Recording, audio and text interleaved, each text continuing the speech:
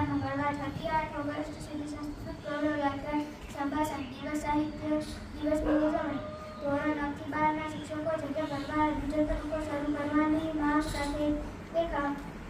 CBSE ધોરણ 12 ની supplementary પરીક્ષાનું 38.33% પરિણામ જાહેર 15 ઓગસ્ટ સુધી શાળા વગરની શક્યતા નહીવત હળવા સાપતાની વગી સેન્દ્રીય ખેતીમાં સર્ટિફિકેશન માટે ખેડૂતોને 75% સુધીની સહાય સોલાર વીજ ઉત્પાદનમાં ગુજરાત બીજા સ્થાને રાજસ્થાન પ્રથમ ધોરણ 1 થી 5 ના શિક્ષકોની 2500 જગ્યા સામે મેરિટ